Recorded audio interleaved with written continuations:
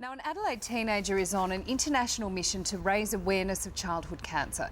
The brave 14-year-old is fighting brain cancer herself, but that hasn't stopped her fighting for a cure and trying to help others.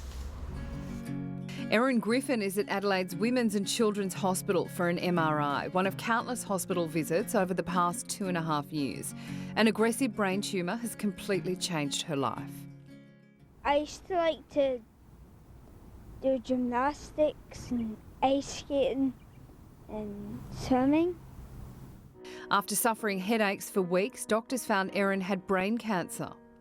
It's terminal on diagnosis, there's no cure for it.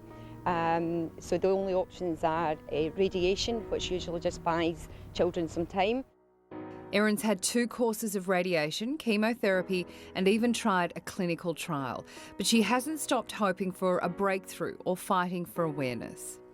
All childhood cancers need a cure, and it isn't fair that children are dying because there's no treatments for them. In September, Erin spoke at CureFest in the US, an international meeting of doctors and families battling childhood cancer. The Griffin family is just one of those facing that battle every day. Erin keeps positive, I keep positive, we just can't go down that other way. I want international childhood cancer awareness and funding so that children don't have to die. You're my wee superstar. Love you so much. I'm so proud of you. God, doesn't that just break your heart? Now, world-renowned neurosurgeon Dr. Charlie Teo joins us now.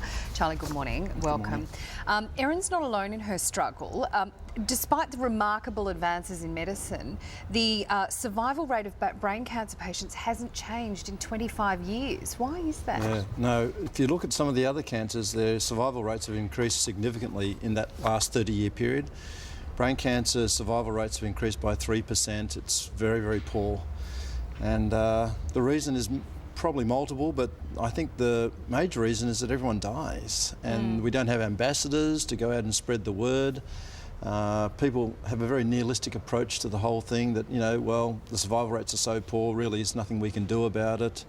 And the reason we've stepped it up a little bit is because we're just so frustrated at how slowly progress is being made, and we thought that we need to just change the game a little bit. What is being done in brain cancer research in Australia? Do you ever see a day where there could be a cure for this type of cancer? Oh yeah, no, we remain optimistic, but the problem is that at the rate we're going, it's going to be 50 or 100 years before we find effective treatments. Wow. So we really have to accelerate that, because in the meantime, people like Erin are going to succumb to the disease or be, terribly affected by the disease at least. It's terrible.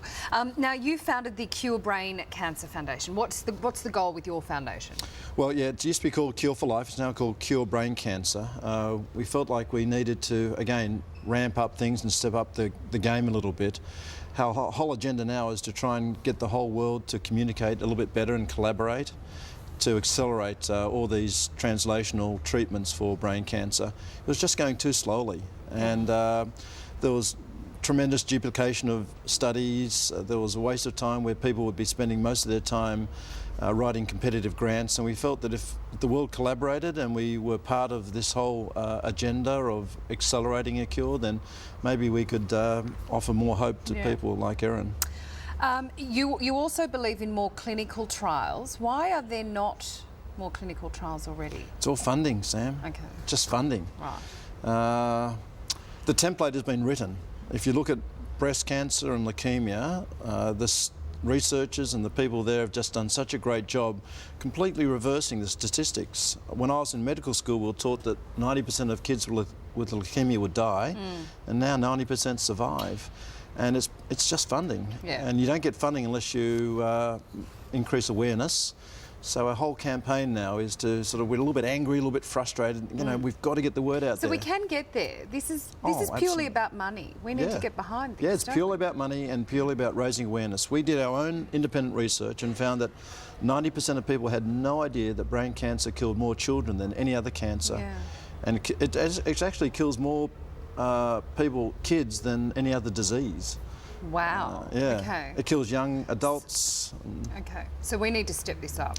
We need to step it up. Right. Yeah. We might try and do something here at Sunrise, because when you see that story, that is just so horrendous for I kids know. particularly. I've met that girl. She's just the most beautiful, Yeah. inspirational young girl. And Yeah. to see her deteriorate like that, it's I just know, terrible. I know.